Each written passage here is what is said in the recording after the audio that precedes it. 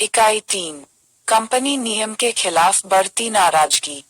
अध्याय 6 और 7। अध्याय 6 1857 से पहले अंग्रेजों के खिलाफ लोगों का प्रतिरोध। हम में से अधिकांश लोग 1857 के विद्रोह को ईस्ट इंडिया कंपनी के शासन द्वारा प्रतिनिधित्व किए गए अंग्रेजों के खिलाफ आक्रोश का पहला बड़ा प्रदर्शन मानते हैं। हालांकि 1857 के विद्रोह से पहले ऐसी कई घटनाएं हुई थीं जो संकेत देती थीं कि सब कुछ ठीक नहीं था और विदेशी शासन के खिलाफ एक इमारत की नाराजगी थी। यह आक्रोश भारत के विभिन्न क्षेत्रों में लोगों के विभिन्न समूहों द्वारा प्रतिरोध के कई मुकाबलों में प्रकट हुआ।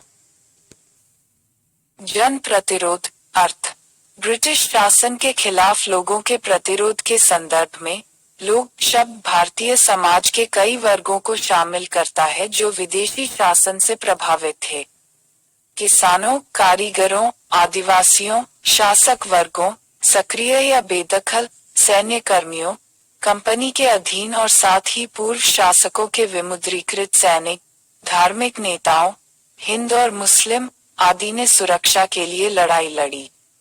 उनके हित कभी कभी अलग अलग और कभी कभी एक साथ।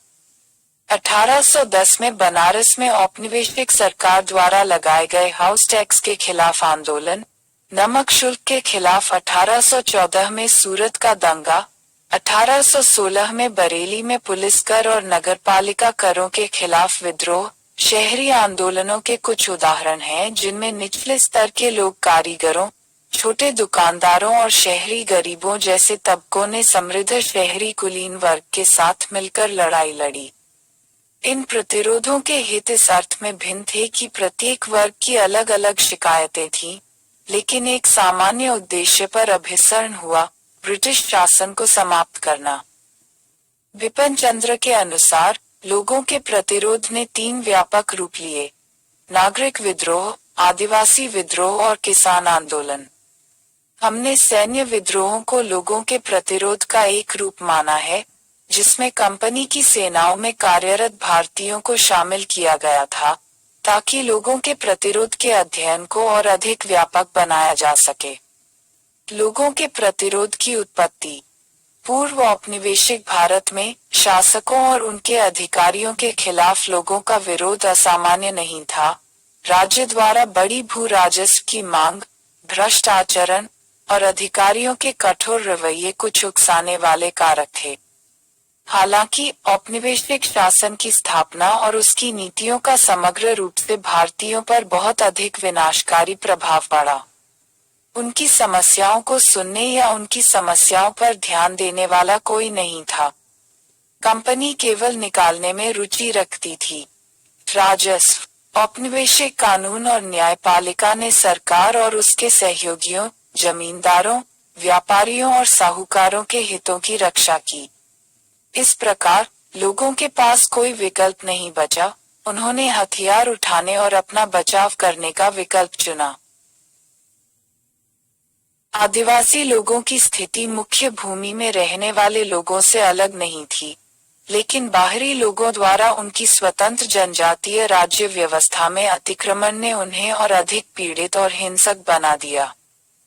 लोगों के विद्रोह के लिए कारक कंपनी शासन के खिलाफ लोगों के आक्रोश और विद्रोह के लिए जिम्मेदार प्रमुख कारक इस प्रकार हैं: औपनिवेशिक भूमि राजस्व बंदोबस्त, नए करों का भारी बोझ, किसानों को उनकी भूमि से बेदखल करना और आदिवासी भूमि पर अतिक्रमण। मध्यस्थ राजस्व संग्रहकर्ताओं, किराएदारों और धन की वृद्धि के साथ ग्रामीण समाज में शोषण। उधारदाताओं, जनजातीय भूमि पर राजस्व प्रशासन का विस्तार, जिससे कृषि और वन भूमि पर जनजातीय लोगों की पकड़ समाप्त हो गई। ब्रिटिश निर्मित वस्तुओं का प्रचार, भारी। भारतीय उद्योगों पर शुल्क, विशेष रूप से निर्यात शुल्क, जिससे भारतीय हथकरघा और हस्तशिल्प उद्योगों की तबाही हुई। स्वदेशी उद्योग के विनाश के कारण श्रमिकों का उद्योग से कृषि की ओर पलायन, भूमि कृषि पर दबाव बढ़ रहा है। नागरिक विद्रोह।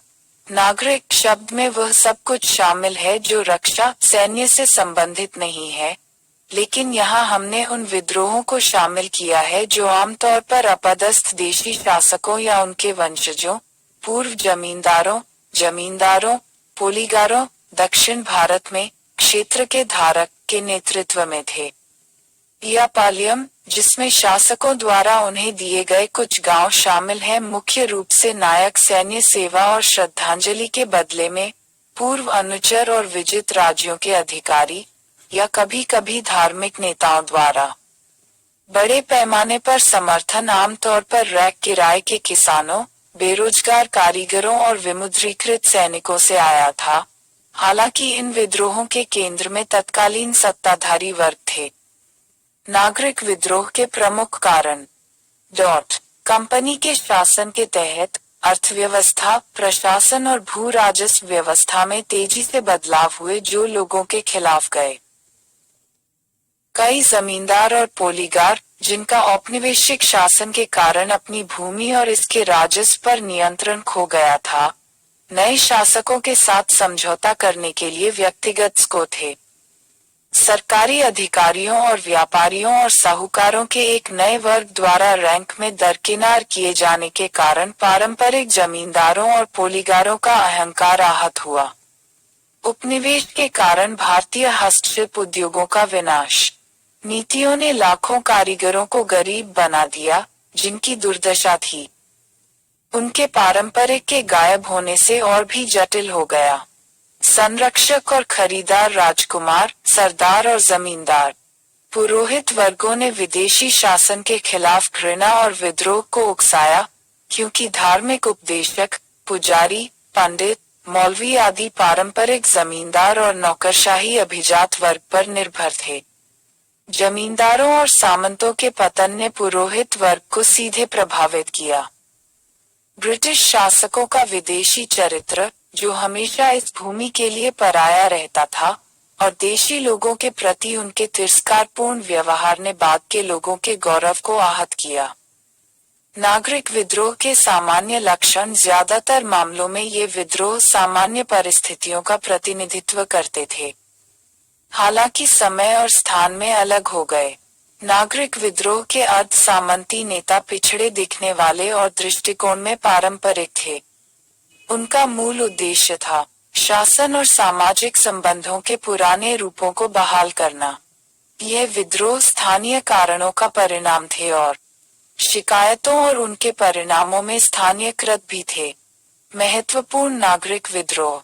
सन्यासी विद्रोह 1763-1800 1770 के विनाशकारी अकाल और अंग्रेजों की कठोर आर्थिक व्यवस्था ने पूर्वी भारत में सन्यासियों के एक समूह को ब्रिटिश शासन से लड़ने के लिए मजबूर कर दिया। मूल रूप से किसान, यहाँ तक कुछ को जमीन से बेदखल कर दिया गया था। इन सन्यासियों में बड़ी संख्या में बेदखल छोटे जमींदार, विघटित सैनिक और ग्रामीण गरीब शामिल थे। उन्होंने कंपनी के कारखानों और कोषागारों पर छापा मारा और कंपनी की सेना से लड़े। लंबी कार्रवाई के बाद ही वारेन हेस्टिंग्स सन्यासियों को वश में कर सके। हिंदुओं और मुसलमानों की समान भागीदारी ने विद्रोह की विशेषता बताई, जिसे कभी कभी के रूप में संदर्भित किया जाता है। फकीर विद्रोह। मजनून शाह या मजनू शाह, चिराग अली, मूसा शाह, भवानी पाठक और देबी चौधरी महत्वपूर्ण नेता थे। देबी चौधरी की भागीदारी अंग्रेजों के खिलाफ शुरुआती प्रतिरोधों में महिलाओं की भूमिका को पहचानती है। बंकिम चंद्र चट्टोपाध्याय का एक अर्ध ऐतिहासिक उपन्यास आनंदमठ सन्यासी विद्रोह पर आधारित है। बंकिम चंद्र ने एक उपन्यास भी लिखा, देवी चौधरी। उन्होंने देखा पारंपरिक भारतीय मूल्यों के लिए खतरा पैदा करने वाले विदेशी शासन के खिलाफ संघर्ष में महिलाओं का भी महत्व। मिदनापुर और धालभूम में विद्रोह 1766-74। अंग्रेजों ने 1760 में मिदनापुर पर कब्जा कर लिया और उस समय लगभग 3000 जमींदार और तालुकदार अपने रैयतों के साथ सौहार्दपूर्ण संबंध रखते थे। लेकिन 1772 में अंग्रेजों द्वारा नई भू राजस्व प्रणाली की शुरुआत के बाद यह सामंजस्यपूर्ण परिदृश्य बदल गया। ब्रिटिश गवर्नर वंसिटार्ड के अनुसार मिदनापुर के जमींदार रैयतों और अंग्रेजी राजस्व संग्रह करने वाले अधिकारियों के बीच संघर्ष के मामले में रैयतों का पक्ष लेते थे। पश्चिम और उत्तर पश्चिम मिदनापुर के जंगल महलों के विशाल भूभाग में रहने वाले धालभूम, मानभूम, रायपुर, पंचेत, झाटीबुनी, कर्णगढ़ और बागरी के जमींदारों को अंततः 1800 के दशक तक उनकी जमींदारों से बेदखल कर दिया गया था। विद्रोह के महत्वपूर्ण नेता दामोदर सिंह और जगन्नाथ ढाल थे। मोआमरिया का विद्रोह 1769-99। 1769 में मोआमरिया का विद्रोह असम के अहोम राजाओं के अधिकार के लिए एक प्रबल चुनौती थी।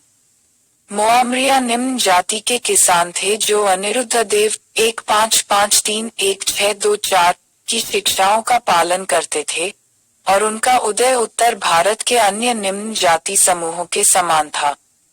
उनके विद्रोहों ने अहोमों को कमजोर कर दिया और दूसरों के लिए इस क्षेत्र पर हमला करने के लिए दरवाजे खोल दिए। उदाहरण के लिए 1792 में दरांग के राजा कृष्ण नारायण ने बुरकोंडास के अपने बैंड, मुस्लिम सेनाओं और जमींदारों के विमुद्रीकृत सैनिकों की सहायता से विद्रोह किया। इन विद्रोहों को कुचलने के लिए अहोम शासक को ब्रिटिश मदद की गुहार लगानी पड़ी। मोआमरिया ने भाटियापार को अपना मुख्यालय बनाया। रंगपुर और जोरहाट सबसे अधिक प्रभावित क्षेत्र थे। हालांकि अहोम साम्राज्य विद्रोह से बच गया, कमजोर राज्य बर्मी आक्रमण के अधीन हो गया और अंततः ब्रिटिश शासन के अधीन आ गया। सिविल अपराइजिंग्स इन गोरखपुर, बस्ती और बहराइच 1781। वारेन हेस्टिंग्स ने मराठों और मैसूर के खिलाफ युद्ध के खर्च को पूरा करने के लिए अवध में अंग्रेजी अधिकारियों को इजरादार, राजस्व किसान के रूप में शामिल करके पैसा कमाने की योजना बनाई। उन्होंने मेजर अलेक्जेंडर हन्ने को शामिल किया, जो इस क्षेत्र से अच्छी तरह परिचित थे। 1778 में एक इजरादार के रूप में हन्ना ने गोरखपुर और बहराइच के इजारा को 1 वर्ष के लिए 22 लाख रुपए की राशि में सुरक्षित कर लिया।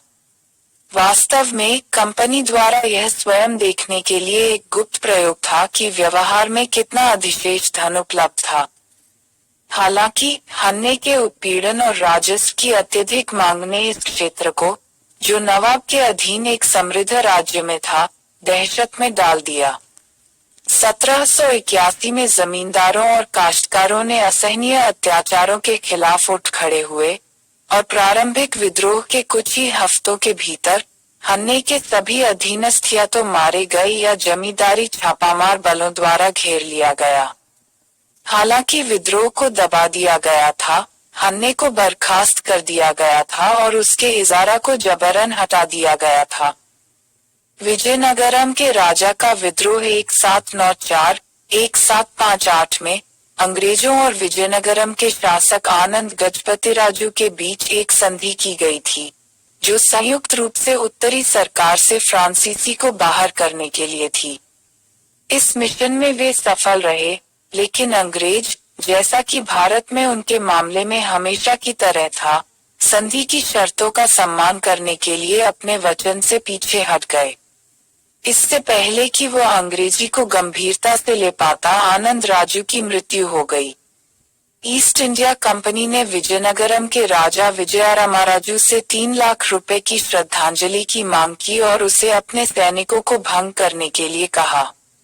इससे राजा नाराज हो गए क्योंकि कंपनी को कोई बकाया भुगतान नहीं किया गया था। अपनी प्रजा द्वारा समर्थित राजा विद्रोह में उठ खड़ा हुआ। अंग्रेजों ने 1793 में राजा पर कब्जा कर लिया और उसे पेंशन के साथ निर्वासन में जाने का आदेश दिया। राजा ने मना कर दिया।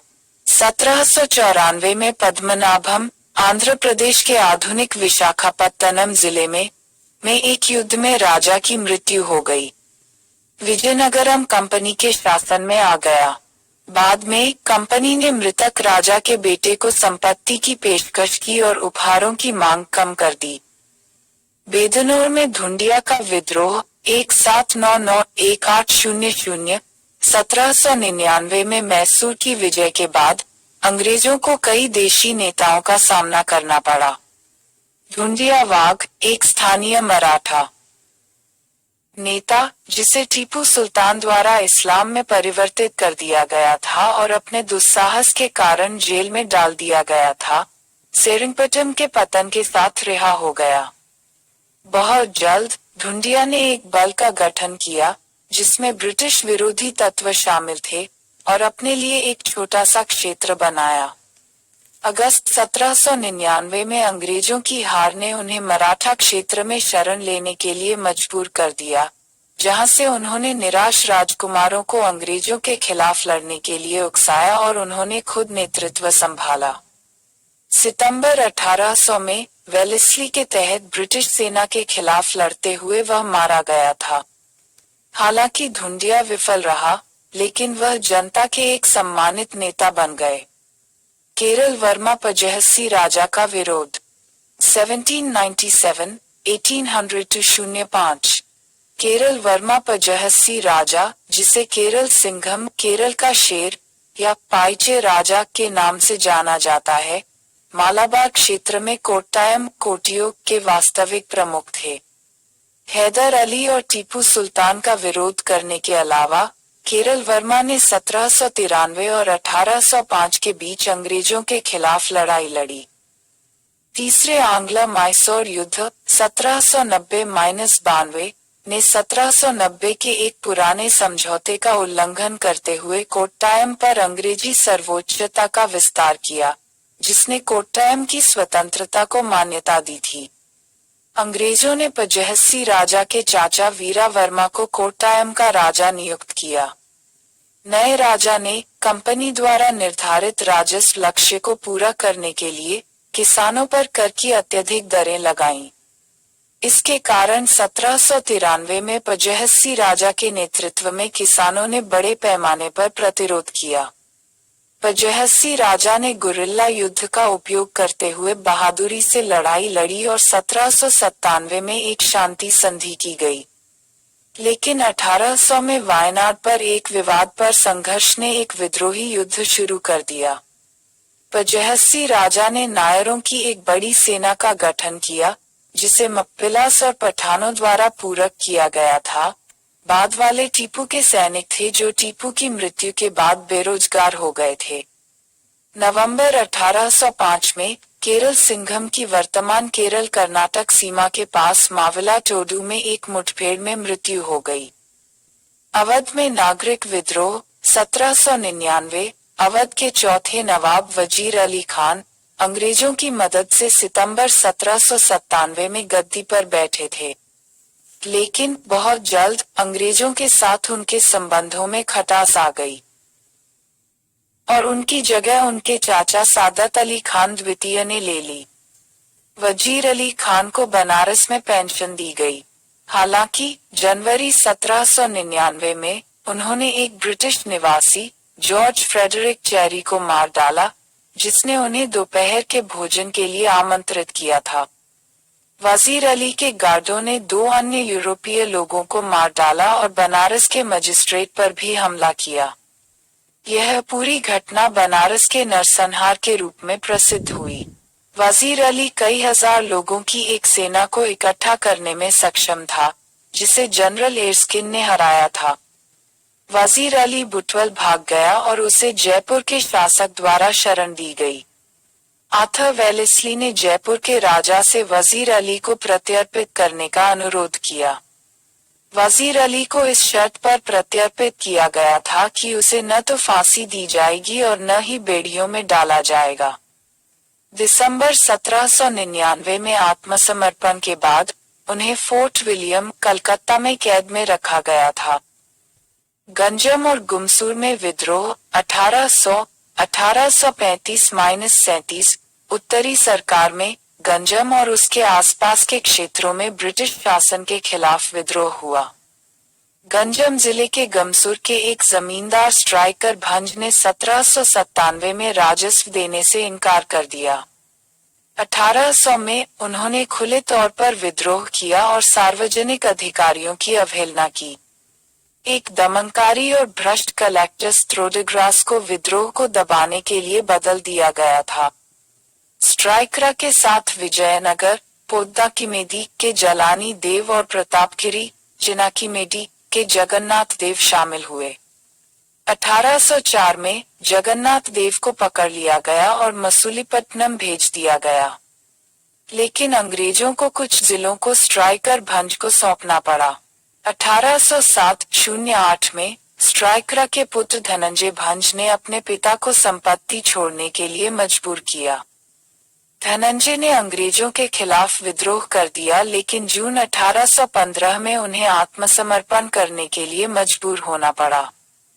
स्ट्राइकरा, जो गंजम लौट आया था, को सरकार के साथ एक समझौते में जमींदार के रूप में फिर से नियुक्त किया गया था। उन्होंने 1819 और 1830 के बीच संपत्ति का प्रबंधन किया, लेकिन बकाया राशि को समाप्त करने में विफल रहे। अपने बेटे धनंजय के पक्ष में सेवानिवृत्त हुए। हालांकि भारी बकाया का भुगतान करने में असमर्थ धनंजय भंज दूसरी बार विद्रोह में उठे जब ब्रिटिश सेना ने गमसूर और कोलाया N1 पर कब्जा कर लिया। नवंबर 1835 विद्रोह ने सरकार के अधिकार को बहुत कम कर दिया, लेकिन धनंजय की मृत्यु दिसंबर 1835 में हुई और उनके अनुयायियों ने प्रतिरोध जारी रखा। सरकार ने स्थिति से निपटने के लिए रसेल को पूर्ण विवेकाधीन शक्तियों के साथ नियुक्त किया। संघर्ष फरवरी 1837 तक चला, जब एक दुर्जय नेता दूरा बिसाई को गिरफ्तार कर लिया गया। गुमसूर की जमींदारी जब्त कर ली गई। पलामू में विद्रोह 1802 पलामू की राजनीतिक स्थिति कृषि जमींदारी और सामंती व्यवस्था के संकटों से जटिल थी। 1800 में चेरो प्रमुख भूखान सिंह विद्रोह में उठे। कर्नल जोन्स ने विद्रोह को दबाने के लिए पलामू और सरगुजा में 2 साल तक डेरा डाला। 1802 में भूखान सिंह की मृत्यु हो गई और बाद में विद्रोह शांत हो गया। पोलीगार विद्रोह 1795-1805 दक्षिण भारत के पोलीगारों या पलायकर गल ने 1795 और 1805 के बीच अंग्रेजों का कड़ा विरोध किया। इन मजबूत विद्रोहों के मुख्य केंद्र तिरुनेलवेली या थिरुनेलवेली, रामनाथपुरम, शिवगंगा, शिवगिरी, मदुरै थे और उत्तरी आरकोट। समस्या 1781 में शुरू हुई, जब आरकोट के नवाब ने ईस्ट इंडिया कंपनी को तिरुनेलवेली और कर्नाटक प्रांतों का प्रबंधन और नियंत्रण दिया। इस व्यवस्था ने उन पोलीगारों में नाराजगी पैदा कर दी, जो लंबे समय से अपने अपने क्षेत्रों के भीतर खुद को स्वतंत्र संप्रभु अधिकारियों के रूप में मानते थे। कंपनी के खिलाफ पोलीगारों का पहला विद्रोह मूल रूप से कराधान को लेकर था, लेकिन इसका एक बड़ा राजनीतिक आयाम था कि अंग्रेज पोलीगारों को दुश्मन मानते थे और उनके साथ व्यवहार करते थे। पंजलनकुरिची के पोलीगा कट्टाबोम्मन नायकन ने 1795 और 1799 के बीच विद्रोह का नेतृत्व किया। एक भयंकर युद्ध के बाद, जिसमें वीरपंडिया कट्टाबोम्मन द्वारा कंपनी की सेना को हराया गया था, बाघ के सिर पर एक कीमत लगाई गई थी। इससे पोलीगारों द्वारा अधिक विद्रोह हुआ। सुदृढ़ीकरण के साथ कंपनी की सेना अंततः कट्टाबोम्मन को हराने में सक्षम थी। कट्टाबोम्मन पुदुकोट्टई के जंगलों में भाग गया। पुदुकोट्टई के राजा एट्टप्पन द्वारा इस बार एक बार फिर विश्वासघात, जिसने अंग्रेजों के साथ एक समझौता किया, ने कट्टाबोम्मन पर कब्जा कर लिया। कट्टाबोम्मन को एक विशिष्ट स्थान पर फांसी दी गई थी। एक करीबी सहयोगी सुब्रमण्यम पिल्लई को भी फांसी दी गई और एक अन्य विद्रोही सौंदर्या पांड्यन को बेरहमी से मार डाला गया। पंजलनकुरिची के पालियम और विद्रोह में शामिल होने वाले 5 अन्य पोलीगारों की संपत्ति को जब्त कर लिया गया और प्रमुख पोलीगारों को मार डाला गया या जेल भेज दिया गया। दूसरा चरण, जो कि तुलना में अधिक हिंसक था, पिछला 1 फरवरी 1801 में शुरू हुआ, जब पालमकोटा के किले में कैद पोलीगार भागने में सफल रहे। विद्रोहियों ने कई किलों पर कब्जा कर लिया और तूतीकोरिन पर भी कब्जा कर लिया। मालाबार से जल्द ही ब्रिटिश सेना को मजबूत किया गया। कट्टाबोम्मन के भाई ओमथुराई के नेतृत्व में भगोड़े, जो रामनाड में शिवगंगा भाग गए थे, मराठू पांडियन के नेतृत्व में मारुदस के विद्रोह में शामिल हो गए थे, जिसे अक्टूबर 1801 में दबा दिया गया था। पंजलनकुरिची का किला जमीन पर धराशायी हो गया था और जगह का नाम जिले के सभी दस्तावेजों से बाहर कर दिया गया है। इस बीच नवाब ने कर्नाटक के सभी क्षेत्रों और आश्रितों के नागरिक और सैन्य प्रशासन को पूरी तरह से कंपनी को सौंप दिया। 1803 और 1805 के बीच उत्तरी आरकोट के पोलीगार विद्रोह में फिर से उभर आए, जब उन्हें काल शुल्क लेने के उनके अधिकार से वंचित कर दिया गया। कावल या खड़ी तमिलनाडु की एक प्राचीन संस्था थी। यह निर्दिष्ट अधिकारों और जिम्मेदारियों के साथ एक वंशानुगत गांव पुलिस कार्यालय था। यह क्षेत्र एक अराजक स्थिति में था, खासकर चित्तूर और चंद्रगिरी के पलायम में। येदारगुंटा का पोलीगा, जो विद्रोही प्रमुखों में सबसे साहसी और हताश साबित हुआ, चरगलू के बेदखल पोलीगा में शामिल हो गया। फरवरी 1805 तक विद्रोहियों को दबा दिया गया। कई प्रमुखों को मद्रास में रहने का आदेश दिया गया था, जबकि कुछ अन्य को उनकी संपत्ति के राजस्व पर 18% का भत्ता दिया गया था। पोलीगार विद्रोह दक्षिण भारत के एक विशाल क्षेत्र में फैल गया। शुनमुगैया कहते हैं, विद्रोहियों द्वारा की गई उद्घोषणाओं से संकेत मिलता है कि वे विदेशी शासन के खिलाफ एक जन आंदोलन में विश्वास करते थे, अपनी स्वतंत्रता की मांग करते थे। हरियाणा क्षेत्र में विद्रोह 1803-1810 सिंधिया की अन्य संपत्ति के साथ वर्तमान हरियाणा का क्षेत्र ब्रिटिश ईस्ट इंडिया कंपनी द्वारा 1803 में सुरजी अर्जुन गांव की संधि द्वारा कब्जा कर लिया गया था। लेकिन इस क्षेत्र के लोगों ने विरोध किया। नया सेटअप। अंबाला, करनाल और थानेसर के सिख प्रमुखों ने कंपनी शासन का कड़ा विरोध किया। पश्चिमी हरियाणा क्षेत्र में सिरसा के जबीता खान और फतेहाबाद के रानिया और खान बहादुर खान के नेतृत्व में मुस्लिम भट्टी राजपूतों द्वारा अंग्रेजों के खिलाफ अंग्रेजों के विरोध का आयोजन किया गया था। बाद में कहा जाता है कि कर्नल एडम्स के नेतृत्व में एक बड़ी टुकड़ी को नवंबर 2009 में फतेहाबाद, सिरसा और रानिया पर हमला करने के लिए अंग्रेजों द्वारा भेजा गया था। इस अभियान के दौरान सभी युद्धों में अंग्रेजों की जीत हुई। रोहतक, भिवानी और हिसार के पूर्वी हिस्से वाले क्षेत्र के लोग कंपनी द्वारा चुने गए शासकों के अधिकार को स्वीकार करने के लिए तैयार नहीं थे। उन्होंने अंग्रेजों के खिलाफ अपना विद्रोह जारी रखा। गवर्नर जनरल लॉर्ड मिंटो ने विद्रोहियों के खिलाफ सैन्य कार्रवाई की सलाह दी। दिल्ली में ब्रिटिश प्रेसिडेंट आर्चिबल्ड सेटन ने मार्च 1810 में गार्डनर, असिस्टेंट टू रेजिडेंट के प्रभार में विद्रोही लोगों, मुख्य रूप से जाट और रंगहारों को वश में करने के लिए एक बड़ी सेना भेजी। भिवानी के लोग थोड़ी देर के लिए अंग्रेजों की प्रगति को रोकने में कामयाब रहे, लेकिन अंग्रेजों ने अपने भारी तोपखाने से शहर की दीवारों को तोड़ दिया और खूनी लड़ाई के बाद जल्द ही भिवानी पर कब्जा कर लिया। झांसी के किले को एक सैन्य छावनी में बदल दिया गया। दीवान वेलुथम्पी का विद्रोह 1808-09 त्रावणकोर राज्य पर ईस्ट इंडिया कंपनी की कठोर शर्तों को लागू करने के बाद दोनों ने 1805 में वेलेस्ली के तहत एक सहायक गठबंधन व्यवस्था के लिए सहमति व्यक्त की, जिससे इस क्षेत्र में गहरी नाराजगी हुई। शासक सब्सिडी का भुगतान करने में सक्षम नहीं था और बकाया राशि में गिर गया। त्रावणकोर का ब्रिटिश निवासी राज्य के आंतरिक मामलों में दखल दे रहा था। कंपनी के अड़ियल रवैये ने प्रधानमंत्री या दलवा विलुथम्पी को नायर सैनिकों की सहायता से कंपनी के खिलाफ उठने के लिए मजबूर किया। विलुथम्पी ने कुंडारा में एक सभा को संबोधित किया, जिसमें उन्होंने अंग्रेजों के खिलाफ अपनी मातृभूमि से उन्हें बाहर निकालने के लिए खुले तौर पर हथियार उठाने का आह्वान किया। इसे बाद में कुंदरा उद्घोषणा के रूप में जाना गया। परिणामस्वरूप अंग्रेजों के खिलाफ बड़े पैमाने पर विद्रोह हुआ। शांति बहाल करने के लिए एक बड़ा सैन्य अभियान चलाया जाना था।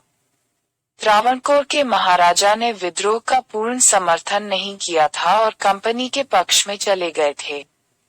कब्जा से बचने के लिए विलूथम्पी ने खुदकुशी कर ली। विद्रोह शांत हो गया। बुंदेलखंड में अशांति 1808-12 बुंदेलखंड का विशाल प्रांत, जिसे अंग्रेजों ने जीत लिया था, द्वितीय आंग्ल मराठा युद्धों 1803-05 के दौरान बंगाल के प्रेसिडेंसी के भीतर रखा गया था। बुंदेला प्रमुखों ने नई सरकार का तब तक विरोध किया जब तक वे लड़ सकते थे। उनके किलों से, जिनकी संख्या लगभग 150 थी, पहला बड़ा प्रतिरोध अजयगढ़ किले के किलादार, किला कमांडर लक्ष्मण दावा से हुआ।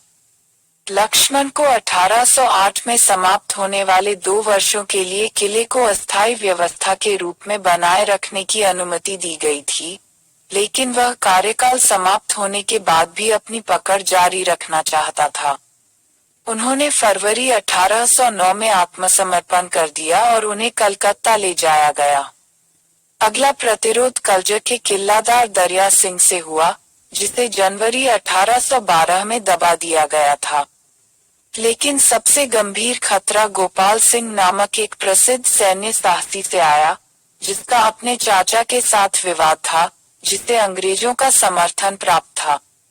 4 साल तक गोपाल सिंह ब्रिटिश सेना की सभी सतर्कता और सैन्य रणनीति से दूर रहे। इन गड़बड़ियों को रोकने के लिए अंग्रेजों को बुंदेलखंड के वंशानुगत सरदारों को संविदात्मक दायित्वों इकानमाहों की एक श्रृंखला द्वारा बाध्य करने की नीति अपनानी पड़ी। परलाकीमेदी प्रकोप 1813-34 गंजम जिले, अब ओडिशा में, की पश्चिमी सीमा में स्थित परलाकीमेदी में जमींदारों और राजाओं का प्रतिरोध देखा गया। जब कंपनी ने गंजम का अधिग्रहण किया, तो नारायण देव परलाकीमेदी के राजा थे, जिनके प्रतिरोध ने अंग्रेजों को कर्नल पीच के तहत एक सेना भेजने के लिए मजबूर किया। पीच ने 1768 में नारायण देव को हराया और गजपति देव, नारायण के पुत्र, को जमींदार बनाया। लेकिन नारायण देव ने अपने बेटे और भाइयों के समर्थन से फिर से विद्रोह कर दिया। जैसा कि प्रतिरोध शांत होने में विफल रहा, मद्रास के प्रेसिडेंसी ने 1832 में जॉर्ज रसेल को इस क्षेत्र के आयुक्त के रूप में नियुक्त किया। रसेल ने विद्रोह को दबाने के लिए पूर्ण शक्ति प्रदान की। 1834 तक इस क्षेत्र को शांत किया। कच्छ या कच्छ विद्रोह 1816-32 1816 में कच्छ के महाराजा भारमल द्वितीय और अंग्रेजों के बीच एक संधि हुई थी, जिसके द्वारा सत्ता सिंहासन में निहित थी। हालांकि महाराजा और सरदारों के एक समूह के बीच एक सत्ता संघर्ष था। अंग्रेजों ने कच्छ के आंतरिक झगड़ों में हस्तक्षेप किया और 1819 में राजा भारमल द्वितीय ने अपने क्षेत्र से अंग्रेजों को हटाने के दृढ़ इरादे से अरब और अफ्रीकी सैनिकों को खड़ा किया। सरदार उसके पक्ष में थे।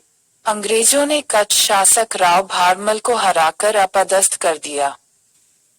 अपने नवजात बेटे की, एक ब्रिटिश निवासी ने एक रीजेंसी काउंसिल की मदद से वास्तविक शासक के रूप में क्षेत्रों पर शासन किया। रीजेंसी काउंसिल द्वारा किए गए प्रशासनिक नवाचारों के साथ साथ अत्यधिक भूमि मूल्यांकन के कारण गहरी नाराजगी हुई। इस बीच कुछ सरदारों ने विदेशी शासन के खिलाफ अपना विद्रोह जारी रखा। बर्मा युद्ध में अंग्रेजों की पराजय की खबर ने प्रमुखों को विद्रोह में उठने और भारमल द्वितीय की बहाली की मांग करने के लिए प्रोत्साहित किया। स्थिति को नियंत्रित करने के लिए व्यापक सैन्य अभियान विफल होने के बाद कंपनी के अधिकारियों को एक सुलह नीति का पालन करने के लिए मजबूर किया गया था। बरेली में राइजिंग 1816 विद्रोह का तात्कालिक कारण था पुलिस कर का अधिरोपण, जिससे नागरिकों में तीव्र आक्रोश उत्पन्न हुआ। यह मुद्दा तब धार्मिक हो गया जब एक सम्मानित बूढ़े व्यक्ति मुफ्ती मोहम्मद एवाज ने मार्च 1816 में शहर के मजिस्ट्रेट को एक याचिका दी। मामला तब और बढ़ गया जब पुलिस ने टैक्स वसूलते समय एक महिला को घायल कर दिया। इस घटना से मुफ्ती के समर्थकों और पुलिस के बीच खूनी हाथापाई हो गई। घटना के 2 दिनों के भीतर पीलीभीत, शाहजहांपुर और रामपुर के कई हथियारबंद मुसलमान आस्था और मुफ्ती की रक्षा के लिए विद्रोह कर उठे। अप्रैल 1816 में विद्रोहियों ने लेसेस्टर, बरेली के प्रांतीय न्यायालय के न्यायाधीश के बेटे की हत्या कर दी।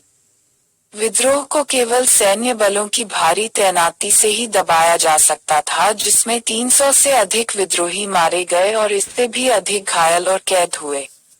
ऐसा प्रतीत होता है कि उभार वास्तविक शिकायत की तुलना में असंतोष का अधिक उत्पाद रहा है। असंतोष के तत्व विदेशी प्रशासन की प्रकृति में निहित हैं। हाथरस में विद्रोह 1817 अलीगढ़ जिले के कई गांवों के तालुकदार दयाराम का हाथरस के किले में मजबूत आधार था। किला, जिसे भारत में सबसे मजबूत माना जाता है, दूसरे भरतपुर में बड़ी ऊंचाई और मोटाई की दीवारें थीं, जो एक गहरी खाई और शीर्ष पर तोपखाने से बचाव करती थीं। अंग्रेजों ने दयाराम के साथ किसान के रूप में हाथरस की संपत्ति का समझौता किया था, लेकिन उत्तरोत्तर उच्च राजस्व में वृद्धि के कारण दयाराम लगातार बकाया भुगतान करने में विफल रहा और यहाँ तक बंदरगाह को सरकारी भगोड़े देकर शत्रुता के कई कृत्य किए। इसलिए एक बड़ी सेना के साथ कंपनी ने फरवरी 1817 में हाथरस पर हमला किया। दयाराम ने 15 दिनों से अधिक समय तक बहादुरी से लड़ाई लड़ी और बाल बाल बच गए, लेकिन आखिरकार उन्हें जमा करने की शर्त पर वापस आना पड़ा और पेंशन के साथ बस गए। एक अन्य विख्यात विद्रोही भगवंत सिंह, मुरसान के राजा, अपने किले को तोड़ने से डरते हुए सरकार को सौंपे गए। प्रति पाइका विद्रोह 1817 ओडिशा के पाइक पारंपरिक भूमि प्राप्त मिलिशिया फुट थे। सैनिकों का शाब्दिक रूप से और वंशानुगत आधार पर अपनी सैन्य सेवा और पुलिस कार्यों के लिए किराया मुक्त भूमि का आनंद लिया। 1803 में अंग्रेजी कंपनी की ओडिशा पर विजय और खुर्दा के राजा के गद्दी से हटने से पाइक की शक्ति और प्रतिष्ठा बहुत कम हो गई थी। इसके अलावा कंपनी की जबरन वसूलीवादी भू राजस्व नीति ने जमींदारों और किसानों में समान रूप से आक्रोश पैदा किया। नमक की कीमतों में वृद्धि, उस पर लगाए गए करों, कौड़ी मुद्रा के उन्मूलन और चांदी में करों के भुगतान की आवश्यकता आदि से आम जनता प्रभावित हुई।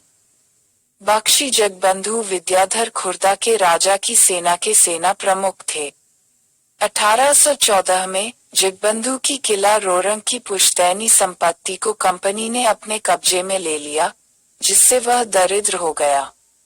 मार्च 1817 में गुमसूर से खुर्दा क्षेत्र में खोंडों के एक शरीर के आने से चिंगारी भड़क उठी। खुर्दा के अंतिम राजा मुकुंद देव और क्षेत्र के अन्य जमींदारों के सक्रिय समर्थन के साथ बख्शी जगबंधु विद्याधर ने एक विविध सेना का नेतृत्व किया। पाइका ने ईस्ट इंडिया कंपनी को कुछ समय के लिए पीछे हटने के लिए मजबूर किया। इस विद्रोह को पाइका विद्रोह के नाम से जाना जाने लगा। विद्रोहियों की प्रारंभिक सफलता ने कुछ समय के लिए ब्रिटिश सरकार के खिलाफ ओडिशा को कवर करने वाले पूरे प्रांत को हथियार में डाल दिया। अन्य विद्रोहियों के साथ एक डाकू घोषित जगबंधु को नयागढ़ के राजा ने आश्रय दिया था। हालांकि दीनबंधु संतरा और उनके समूह ने नवंबर 1818 में आत्मसमर्पण कर दिया। जगबंधु ब्रिटिश सतर्कता से बच गए। पुरस्कारों की पेशकश के बावजूद प्रांत के लोगों में से किसी ने भी अपने नेताओं को धोखा नहीं दिया।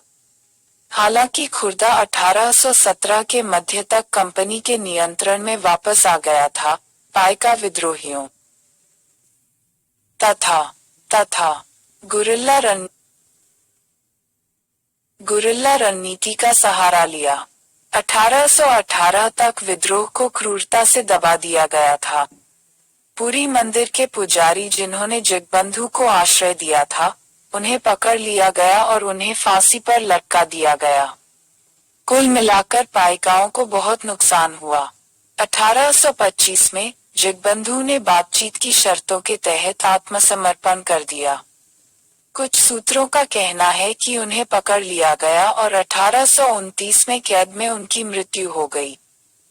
पाइका विद्रोह बकायों की बड़ी छूट, आकलन में कटौती, डिफॉल्टरों की संपत्ति की बिक्री को अपने विवेक से निलंबित करने, निश्चित कार्यकाल पर एक नया समझौता और एक उदार शासन के अन्य सहायक प्राप्त करने में सफल रहा। वाघेरा राइजिंग 1818-20 विदेशी शासन के खिलाफ आक्रोश, ब्रिटिश सरकार द्वारा समर्थित बड़ौदा के गायकवाड़ के अत्याचारों के साथ ओखा मंडल के वाघेरा प्रमुखों को हथियार उठाने के लिए मजबूर किया।